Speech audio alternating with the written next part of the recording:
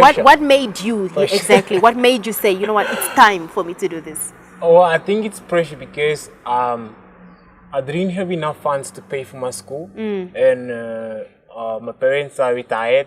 Okay. So I had to come up with a plan to make a little cash. I mean, I was too much into computers, but then it wasn't giving me enough finances to sustain, pay for my school and everything.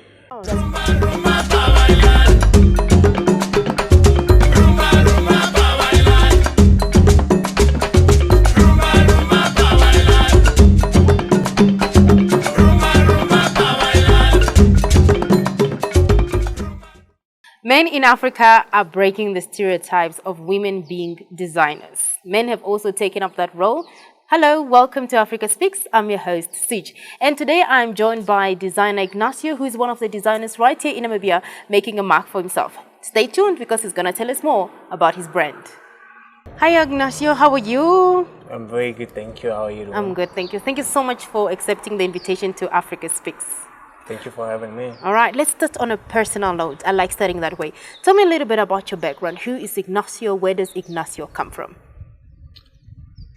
Okay. I was born in Namibia, Ignacio. It's a village in Namibia, actually. Okay. I grew up there. I went to high school in Tumeb, and I came to Windhoek, actually. Yeah, I think that's how short actually I can explain. Okay. No, don't worry about it. So, coming to the aspect of being you being a designer, when did you realize that you wanted to take up, this career path or this role of being a designer? Well, sometime in my life, I always wanted to be a lawyer. Okay. I mean, I tried to study there at the UNM, but things didn't quite work out good because of finances. But then it started from my late grade 12. That's when I started developing the love of fashion. I would wear really cool outfits, and my friend would call me Justin Bieber. I used to like wearing Timberlands and bomber jackets. And then I met a guy called Rob who introduced me at the College of the Art. And then I visited the school, and I realized they actually have quite amazing courses about fashion. And from there, I saw an opportunity of business in it, which was uprising in Namibia. Not quite a lot of people were doing it. And then it just started growing. How actually it happened, I got into it. It wasn't like a childhood dream. Of becoming a designer, but you said you wanted to be a lawyer before, because of finances that you could not. So you actually studied designing. It's something that you studied. Yeah, studied for it. I studied for a 3-year course for a diploma at the College of the Art. And I'm still thinking of furthering studying it because I'm currently still a student at the College of the Art. I haven't graduated because in my 2nd year, I ventured into business. I mean, same issues of the finances. I started working, I get loaded up with clients in school. I had to drop out of school. Now, currently, I'm going back to go finish. Oh, you're currently going back to finish your studies. Yeah. You said as you were studying, you ventured into business. But when did you realize that, I think it's time for me to start making money out of this? First you were a student, but then you said, I think it's time. Pressure. What made you, exactly, what made you say, it's time for me to do this? Oh, I think it's pressure because I didn't have enough funds to pay for my school, and my parents are retired. So I had to come up with a plan to make a little cash. I mean, I was too much into computers, but then it wasn't giving me enough finances to sustain, pay for my school and everything. And at the same time, when I did my first collection, I received good compliments about it, and people said I must start. They say, you're good, you're talented, you must do it. And I started doing it, and one client led to another one, and it became a repeatedly thing, and I just had to. And then you just had to venture being it started. Designer Ignacio, because I want to talk about your brand name, Designer Ignacio. How did that come about? Were you thinking about it? Were you like, what?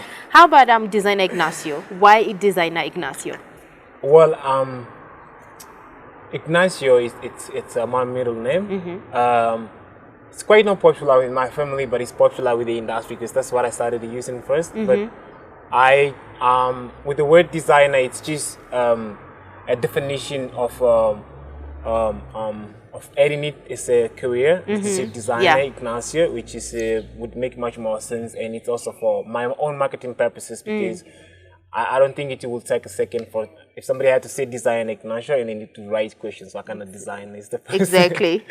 So you yeah. went for designer Ignacio. Then now it became like the brand name, I guess. It can't change it anymore. You can't change it, so you're maintaining it being designer Ignacio. It has to be. Like, exactly, because that's the name they know everywhere on Instagram, other social media, which we'll be talking about a bit later.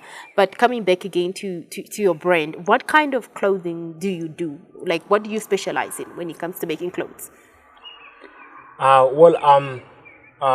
When I started fashion, I have I had to evaluate of what I want to venture in. I mean, some people go for streetwear. Some people go for different. It's so much to do in fashion. Like you can do caps, you can do shirts, you can do anything you want. But I saw a niche in luxury and gowns. So I love doing high end fashion, which is ball gowns and which get symmetric for weddings and thought, actually just luxury and gowns, and that's my niche. That's practically what I target on, and that's what I want to be known for. For what since you say your luxury gowns, elegance, is it only women? Do you only do for women, or do you also do men? Luxurious wear for men? No, I do both. I do suits, I do gowns, I cater for male, I cater for women, for female.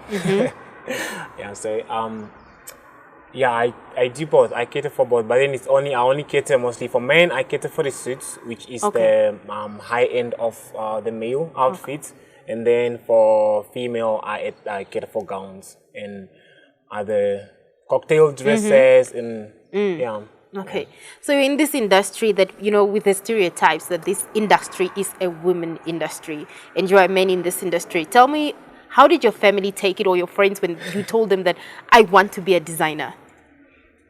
Well, it's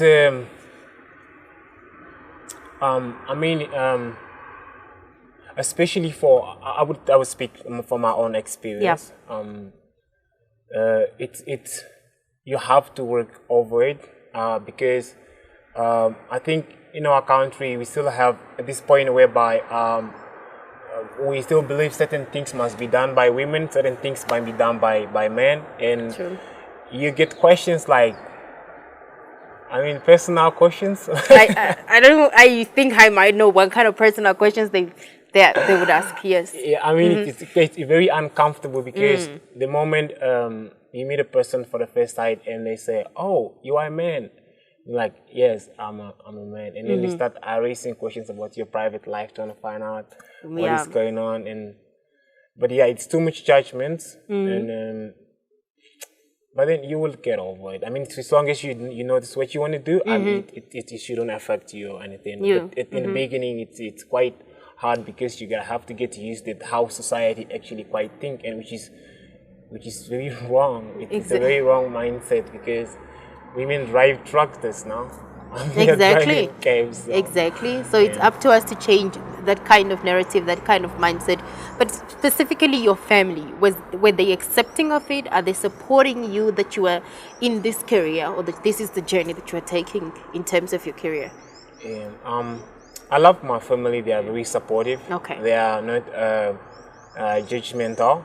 First, when I told them that I wanted to branch into fashion, they quite didn't take it well because they didn't see the market in it or how it worked. I would say it. My parents are from the village, and so it's understandable. Yeah. So when you're talking about fashions and gowns, what they imagine is I'm sorry, but grandma style. I like calling it grandma style. You get the lela and everything. Oh, and then they also have got questions like that's a women's business and also, but that mostly comes from the younger siblings. But my parents, they are very supportive. They are very lovely. They told me not to give up. They said I should do it if I like it. Yeah. And they keep looking out for me. They keep asking how good it's going, how it's going. Yeah. I'm glad to hear that you have as a body family. But your business, how is the procedure if someone wants Ignacio to dress them? Like, what is the procedure? What are the steps in being dressed by you actually? Okay. Quite for me, I love catering for all different kind of people. Low finances, high finances, but because of the kind of niche that I'm in, it has to be very elegant, and which comes with a little bit of a high price. Okay. Like especially if you have to do a wedding dress. I mean, it's a handwork, haute couture. You have to stitch with hands. You have to create all the patterns. So I don't normally put my information out there, especially contact numbers and everything, because at the end of the day, you will get thousands of people requesting for or calling every day, but they don't really want to order. So people actually contact me on social media when they see my work. They DM me, we have a consultation. I design for them. Sometimes I have a sample picture, and then I can design for them according to their sample pictures. And from the stage, then if they are happy with the design on paper, and then we move forward, which is half deposit. Okay, so you ask for a half deposit, because I was going to ask that. So how does the finance work? Do you just do the dress and I come and pay at the end, or do I pay full amount, but you said half deposit they have to pay? They have to pay in half deposit. And if you have to do, it's quite happened a number of times whereby somebody, they say they want an outfit, but they don't have finances by now. So you should, I should use my own private finances to sponsor for it. But then in the end they pull out, which is a great loss. Yeah, which is a great loss. It's double what the loss actually can be. And I don't sell that I can actually sell it later. I do by order. Okay. Yeah, I do. But I like working personal with people, and then I know what I'm working on instead of selling and cater an unimaginable market that you don't know if it's going to find a customer. Especially in this country. Yeah, especially also Corona going on. Exactly. So you don't already have made gowns just waiting for somebody to buy them. It's basically just orders. You work with orders, as you said. Yeah, most of the ready-made gowns that I have, it's if I want to use it for marketing, for like a photo shoot. But then most of the times, once I use it for marketing, then I post it. It goes out. Somebody says I want it, and then it goes out. So I never have dresses that are already made. It's either 2 or 3 pieces, which don't last for more than maybe 2 weeks or 3 weeks. They go out really fast. Do you hire gowns out? Because some people that are in this career do hire gowns to a person that maybe is just going to have a photo shoot, or they have a wedding to attend and they need a dress for that night. Do you hire your gowns out? No, I don't hire the gowns out because when I get a client that is interested in buying it, the outfit has been out there, and the reason I am a designer is to create unique pieces for a specific person.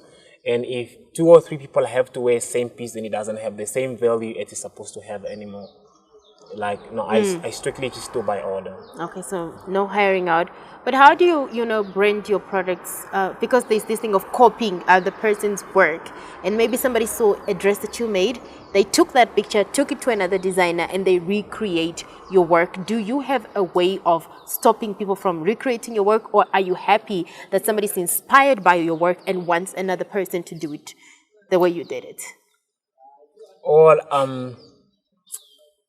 I mean, personally for me, I'm a designer. Okay. So I love creating. When a client come to me with a sample, I tell them that I can duplicate a sample, but to design for them according to the concept that they want. What are they looking for? Is it a sleeve? Is it mermaid? Is it a ball gown? Do they want nudity? Or then I can put it in my own style. But a couple of times I've seen. And people call me, they say like, oh no, I've seen a dress that looks like yours. And I was like, no, I did not work with that person. And I was like, oh, then somebody duplicated your work. But it's such an amazing thing that I'll create an art and somebody would fall in love with it and want to recreate it for it. What I don't understand is maybe it's because the finances. Maybe they can't afford maybe me, and then they have to get to somebody else. But then they are just trying to make a living, and it's not really. I'm not really out to copyright. Yeah. Unless somebody have to say it's originally theirs, then I will have to be forced to take a step and say and claim it's mine. Yeah. But if it's a duplicate from someone, that person has imitated the work, they have put in so much effort to do it, and they have pulled it off, and it could be better than what I actually exactly. did. Exactly. Yeah. Like, no, I have no personal feelings over that. All right. So what is the most expensive piece that you've ever made? Like, how much was that piece, like the most expensive that Ignacio ever made? Okay, I don't do expensive pieces. Okay. No, I do according to the value of the product. Okay. If it's expensive, then that's how much it's supposed to cost. Because at the end of the day, if I charge according to the design, material use, because some materials are hard to use. It quite takes you time to stitch. Breaks the needles and some you have to do with hands, and the more labor I have to put on, or the more hard is the material it has to be, then the more the price goes high. So I wouldn't call it expensive. I would kind of call it has that value, it's market appropriate. The value is appropriate for what the kind of work that they're getting. At least I would like to think like that. All right. Yeah. So you told me that you've made wedding gowns before, right? Yeah. So when you got that call that tells you, Ignacio, I want you to make for me a wedding gown, how was your reaction getting such a call? Somebody wanting you to dress them on their big day. Well, at first I was skeptical about it. A couple of times have called me, and then I told them, no, I can't do that, because I was a little bit inconfident of it. And then I would refer to my fellow people that had been in the industry earlier. I would say, you can get this guy's number and approach him, or find this guy on Instagram. But I can't say I can't do it. I would say I'm busy. Okay. Which most of the times I am, but it's just to avoid mistakes until I was sure I can do it. Yeah. So, but then later when I started doing it, it's amazing. I mean, it's a beautiful thing when you create an art piece and you make somebody else's day. they are happy, and you say, I did that. Wow, great. Coming from the most expensive, coming to the wedding gowns, what was the most memorable piece that you ever made? You looked at that work and you said, "What? This is my best work, and this is my most memorable work that I've ever done so far." Well, I do have pieces that has blown myself and say, oh, did I really pull that one off? And then it's amazing, but most of the times I spend so much time redoing the work or adding details on an outfit, because I always feel like I can do better. I love, there was a sequence dress I did with the mesh on the top and whole ruffles and good. That was my first art of such kind of architect. It was amazing, but I always felt like I can actually add more pieces to it, which at the end of the day I ended up destroying it and transforming it to something else. Because I thought I could have done this, I could have made it like this, but I'm never satisfied. You're never satisfied with the work that you've been doing? No, I would like to make it actually better. Like I would like to improve every moment of it. Then I know maybe I'll find that courage to say, oh yeah, I'm good. Exactly. And that's even the reason why you're in school right now. Going back to school, it's just always to expand on the skills and the knowledge that you actually have until you come to a point that, that I'm actually happy with this kind of work.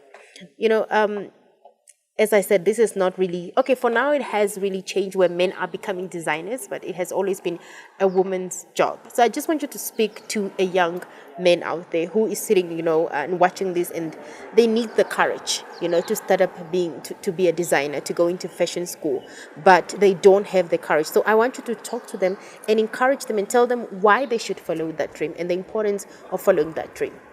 Oh yes, I would I have something to say. Well, when it's coming to fashion, it does not change your gender. It does not change anything about you.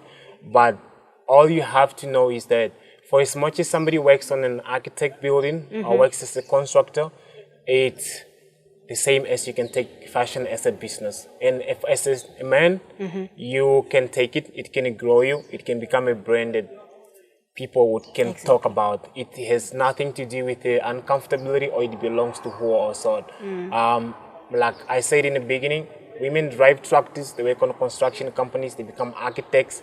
I mean, the world is not about what you are as you are created, the world is about what you can do and what your capabilities can push you, what your limits can actually take you.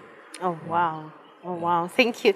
And in the fashion world, who is your inspiration? You know, the big fashion names that we have, the designers that we have, that who do you look up in, up to, whether in Namibia, South Africa, Paris, you name it. Like, who are your, fashion inspirators? I'm always fascinated by my fellow designers. I have quite a lot of favorite people. I would mention a lot. I know people like Simeon Johannes, Roberto Scos. Those are Namibians, I'm sure. Yes. Those are all Namibian designers. And they have changed this industry that, if I have to speak, 6 years ago, it didn't exist like how it is.